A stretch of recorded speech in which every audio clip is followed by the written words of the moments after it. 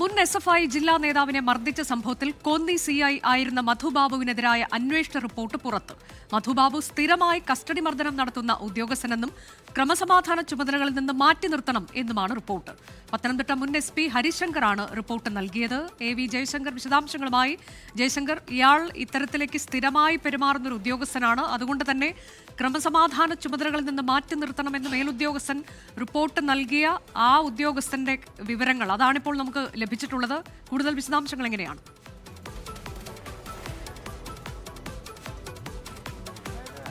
2016 അന്ന് പത്തനംതിട്ട SP ആയിരുന്ന ഹരിശങ്കർ ഇത്തരത്തിൽ സംസ്ഥാന പോലീസ് മേധാവിക്ക് കോന്നി SHO ആയിരുന്ന മധുബാബുവിനെതിരെ ഈ ഒരു റിപ്പോർട്ട് സമർപ്പിക്കുന്നത്. ഈ റിപ്പോർട്ടിൽ സ്പെഷ്യൽ ബ്രാഞ്ചിൻ്റെ ഉൾപ്പെടെ വിവരങ്ങൾ പരാമർശിച്ചുകൊണ്ടാണ് റിപ്പോർട്ട് നൽകിയത്. അതായത് ജയകൃഷ്ണൻ ഉന്നയിച്ച ആക്ഷേപം, പരാതി അത് തത്വത്തിൽ ശരിയാണ്. മുഖത്തുൾപ്പെടെ മർദ്ദനമേറ്റ പാടുകളുണ്ട്. ഒരു കസ്റ്റഡി മർദ്ദനം തത്വത്തിൽ നടന്നു എന്ന പരാമർശത്തോടു കൂടിയാണ് ഹരിശങ്കർ സംസ്ഥാന പോലീസ് മേധാവിക്ക് റിപ്പോർട്ട് നൽകിയത്. ഒപ്പം തന്നെ ഇദ്ദേഹത്തിനെതിരെ സമാനമായ രീതിയിലുള്ള ആക്ഷേപങ്ങൾ നിലനിൽക്കുന്നുണ്ടെന്നും ലോ ആൻഡ് ഓർഡർ ചുമതലകളിൽ നിന്ന്, ക്രമസമാധാന ചുമതലകളിൽ നിന്ന് മാറ്റി നിർത്തണമെന്ന് ആവശ്യപ്പെട്ടുകൊണ്ടാണ് അന്ന് പത്തനംതിട്ട SP ആയിരുന്ന ഹരിശങ്കർ ഈ റിപ്പോർട്ട് സംസ്ഥാന പോലീസ് മേധാവിക്ക് നൽകിയത്. ഈ റിപ്പോർട്ട് പോലീസ് ആസ്ഥാനത്തെത്തി. ഇത് നടപടികളിലേക്ക് കിടക്കുന്ന ഘട്ടത്തിൽ മധുബാബു ഇതിനെതിരെ അഡ്മിനിസ്ട്രേഷൻ ട്രൈബ്യൂണലിനെ സമീപിക്കുന്നു. ട്രൈബ്യൂണൽ മധുബാബുവിന് അനുകൂലമായി ഉത്തരവ് നൽകുന്നു. അതായത് ഏകപക്ഷീയമായി ഇത്തരത്തിൽ തനിക്കെതിരെ റിപ്പോർട്ട് നൽകിയെന്ന ആക്ഷേപം ഉന്നയിച്ചുകൊണ്ടാണ് മധുബാബു അഡ്മിനിസ്ട്രേഷൻ ട്രൈബ്യൂണലിനെ സമീപിക്കുന്നത്. ഹർജിയിലാണ് ട്രൈബ്യൂണൽ മധുബാബുവിന് അനുകൂലമായി വിധി നൽകുന്നത്. അനുകൂല വിധിയോടുകൂടി ഈ വിഷയവുമായി ബന്ധപ്പെട്ടുകൊണ്ട് മുഴുവൻ നടപടികളും സർക്കാർ അവസാനിപ്പിക്കുകയും ചെയ്തു. പിന്നീട് ഈ വിഷയവുമായി ബന്ധപ്പെട്ട് ജയകൃഷ്ണൻ കോടതിയിൽ ഒരു സ്വകാര്യ അന്യായം ഫയൽ ചെയ്യുകയും ചെയ്തു. ഈ സ്വകാര്യ അന്യായത്തിന്മേൽ സർക്കാർ പ്രോസിക്യൂഷൻ അനുമതി ഇതുവരെ നൽകിയിട്ടില്ല എന്നതാണ് ഏറെ കൗതുകകരമായ കാര്യം. ഇതിൽ മധുബാബു തന്നെയാണ് പ്രതി. പക്ഷേ സർക്കാരിൻ്റെ അനുമതി ഇല്ലാത്തതുകൊണ്ട് തന്നെ ഈ കേസിൽ പ്രോസിക്യൂഷൻ നടപടി ഇതുവരെ നടന്നിട്ടില്ല. എന്തായാലും കഴിഞ്ഞ ദിവസമാണ് ജയകൃഷ്ണൻ ഈ വിഷയവുമായി ബന്ധപ്പെട്ട് തൻ്റെ 14 വർഷത്തെ നിയമ പോരാട്ടങ്ങൾ വിവരിച്ചുകൊണ്ട് ഫേസ്ബുക്കിൽ പോസ്റ്റ് പങ്കുവെക്കുന്നത്. UDF ഭരണകാലത്താണ് ഇത്തരത്തിൽ മർദ്ദനമേറ്റത്. പിന്നീട് 1-2 പിണറായി സർക്കാരുകൾ വന്നു. രണ്ടാം പിണറായി സർക്കാരിൻ്റെ അവസാന ഘട്ടം എത്തുമ്പോൾ പോലും ഇത്തരത്തിൽ നടപടിയില്ല. ഒരു SP-യുടെ റിപ്പോർട്ട് ഈ വിഷയവുമായി ബന്ധപ്പെട്ട് ഉണ്ടായിട്ട് പോലും നടപടിയില്ല എന്നാണ് ഈ വിഷയത്തിൽ എന്തായാലും ജയകൃഷ്ണൻ ആവർത്തിച്ച് പറയുന്നത്. മധുബാബു പക്ഷേ ഈ വിഷയവുമായി ബന്ധപ്പെട്ട് കൃത്യമായൊരു ഗൂഢാലോചന നടന്നു. താൻ കോടതി ഉൾപ്പെടെ സമീപിച്ചാണ് തനിക്ക് അനുകൂലമായി വിധി സമ്പാദിച്ചത്. വിഷയത്തിൽ ഗൂഢാലോചനയുണ്ട്. ആരുടെയൊക്കെ ചട്ടുകമായി ജയകൃഷ്ണൻ പ്രവർത്തിക്കുന്നു എന്നാണ് മധുബാബു ഈ വിഷയവുമായി ബന്ധപ്പെട്ട് നൽകുന്ന വിശദീകരണം. അനുജ, ഇതിലിപ്പോൾ ഇങ്ങനെ എന്താണ് ഇതിൽ ഈ തുടർ നടപടി? ഇത് വർഷങ്ങളായി നടത്തുന്ന നിയമ പോരാട്ടമാണല്ലോ. അപ്പോൾ ഇതിൽ എങ്ങനെയാകും ഇനി തുടർ നടപടികൾ എന്നൊക്കെയാണ് നമുക്ക് മനസ്സിലാക്കാൻ കഴിയുന്നത്. ഈ പോലീസ് ഉദ്യോഗസ്ഥൻ പറയുന്ന പ്രകാരമാണെങ്കിൽ അദ്ദേഹവും നിയമ നടപടികളിലൂടെ നേടിയെടുത്തതാണ് ഈ റിപ്പോർട്ട് എന്ന് പറയുകയാണ്, തനിക്ക് അനുകൂലമായ റിപ്പോർട്ട്.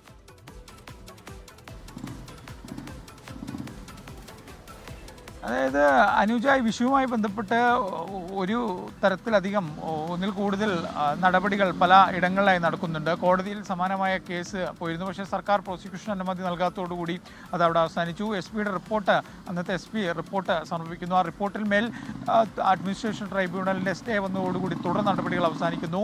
പിണറായി വിജയൻ ആഭ്യന്തര വകുപ്പ് ചുമതല ഏറ്റെടുത്തതിന് ശേഷം ഈ റിപ്പോർട്ടിന്മേൽ ഉള്ള സ്റ്റേ അഡ്മിനിസ്ട്രേറ്റീവ് ട്രൈബ്യൂണൽ വിധി മറികടക്കാനോ അത് റദ്ദാക്കാനുള്ള ഒരു നടപടികൾ പോലീസിൻ്റെ ഭാഗത്തുനിന്നുണ്ടായിട്ടില്ല. അത്തരം സാങ്കേതികത്തിൽ തൂങ്ങിക്കൊണ്ടാണ് ഈ വിഷയവുമായി ബന്ധപ്പെട്ട തുടർ നടപടികളിലേക്ക് കാര്യങ്ങൾ നീങ്ങാത്തത്. ഈ മധുബാബുവിനെതിരെ സമാനമായ രീതിയിലും ഈ കസ്റ്റഡി മർദ്ദനവുമായി ബന്ധപ്പെട്ട പരാതികളുണ്ട്.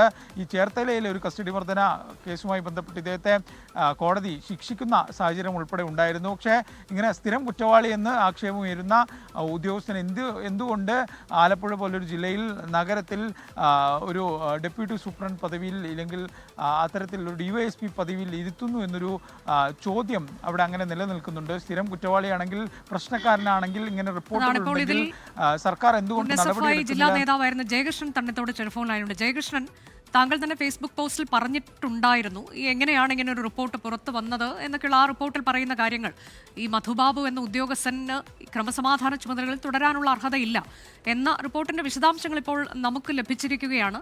പത്തനംതിട്ട മുൻ SP ആയിരുന്ന ഹരിശങ്കറാണ് ഈ റിപ്പോർട്ട് നൽകിയിട്ടുള്ളത്. പക്ഷേ ഇതൊക്കെയാണെങ്കിലും അദ്ദേഹം ഇപ്പോഴും വലിയ പോസ്റ്റിൽ, വലിയ പദവിയിൽ തുടരുകയാണ് എന്നുള്ളതാണ് ജയകൃഷ്ണൻ. അതെ, അത് നമ്മൾ മനസ്സിലാക്കേണ്ടത് കേരളത്തിലെ പോലീസിൽ ക്രിമിനൽ സ്വഭാവമുള്ള നിരവധിയായ ഉദ്യോഗസ്ഥരുണ്ട്. അതിന്റെ ഏറ്റവും ചെറിയ കണ്ണി മാത്രമാണ് മധുബാബു. മധുബാബുവിനെ പോലെ നിരവധി ക്രിമിനൽ കേസിൽ ശിക്ഷിക്കപ്പെടുകയും നിരവധി ക്രിമിനൽ കേസിൽ പ്രതിയാവുകയും ചെയ്തിട്ടുള്ള ഈ അന്വേഷണ ഉദ്യോഗസ്ഥനെ സംരക്ഷിച്ചുകൊണ്ടിരിക്കുന്നത് ഉയർന്ന നിലവാരത്തിലുള്ള ഉദ്യോഗസ്ഥരാണ്.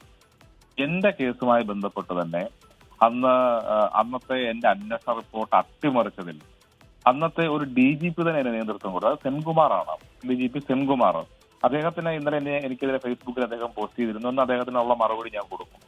അപ്പോൾ ഒരു DGP അടക്കമുള്ള പോലീസ് ഉദ്യോഗസ്ഥർ ഇത്തരം ക്രിമിനൽ പോലീസിനെ സംരക്ഷിക്കുന്ന തരത്തിലുള്ള നിലപാടാണ്.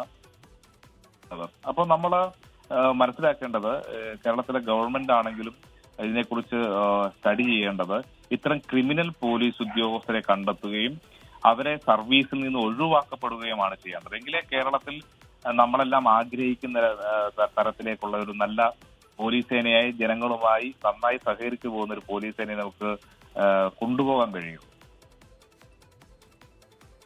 അതെ, ഇപ്പോൾ അതിൽ ഈ ഒരു കാര്യം കൂടി TP സെൻകുമാർ പറഞ്ഞിട്ടുള്ളത് 2012 അദ്ദേഹം SPC അല്ല എന്നുള്ള രീതിയിൽ എന്തൊക്കെയാണ്, അദ്ദേഹം ലീവിലായിരുന്നു മുഖ്യമന്ത്രിയുടെ തരം മാറ്റം മൂലം എന്നൊക്കെയാണ് പറയുന്നത്. അപ്പോൾ അദ്ദേഹത്തിന് ഇതിലൊന്നും പങ്കില്ല എന്ന് പറയുകയാണ്. പ്രിയപ്പെട്ട ബെഹ്റ, എല്ലാ സഖാക്കളുടെയും പ്രിയപ്പെട്ട ബെഹ്റയായിരുന്നു അന്ന് SPC, അവിടെ ചോദിക്കൂ എന്നൊക്കെ പറഞ്ഞുകൊണ്ട് താങ്കളുടെ ഇതിലുള്ള ഒരു രാഷ്ട്രീയ ലക്ഷ്യം മനസ്സിലാകുന്നുണ്ട് എന്ന തരത്തിലേക്കാണ് അദ്ദേഹത്തിന്റെ ഒരു പോസ്റ്റ് വന്നിട്ടുള്ളത്. ജയകൃഷ്ണൻ, എനിക്ക് ബഹുമാന്യനായ സെൻകുമാർ സാറിനോട് സംസാരിക്കാൻ വേണ്ടിയുള്ളത്, അല്ലെങ്കിൽ അദ്ദേഹത്തോട് മറുപടിയായി എനിക്ക് പറയാൻ വേണ്ടിയുള്ളത്, സാറിന് നല്ലപോലെ ഓർമ്മക്കുറവ് ബാധിച്ചിട്ടുണ്ട്. ഈ നമ്മുടെ നരസിംഹ സിനിമയിൽ മമ്മൂട്ടി പറഞ്ഞതിനോട് വലിയ ചന്ദ്രാതി എണ്ണ അദ്ദേഹം തേക്കേണ്ട സമയമായി. അദ്ദേഹത്തിന് ഓർമ്മക്കുറവുണ്ട്.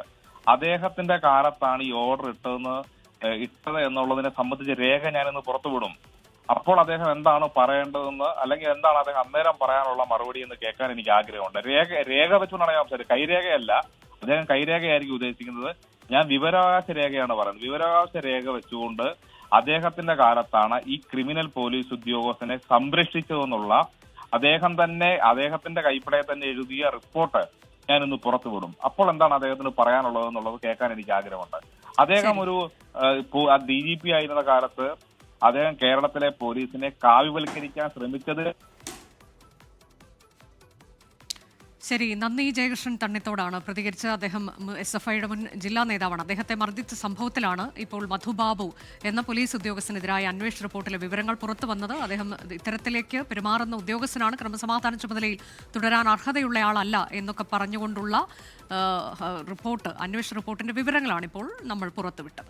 ലോകത്തെവിടെയായാലും ഏത് സമയത്തും 24 വാർത്തകളും ഓഗ്മെന്റഡ് റിയാലിറ്റി പാക്കേജുകളും എക്സ്പ്ലെയിനറുകളും വിശദമായി കാണാൻ ഞങ്ങളുടെ YouTube ചാനൽ നിങ്ങൾക്ക് സബ്സ്ക്രൈബ് ചെയ്യാം.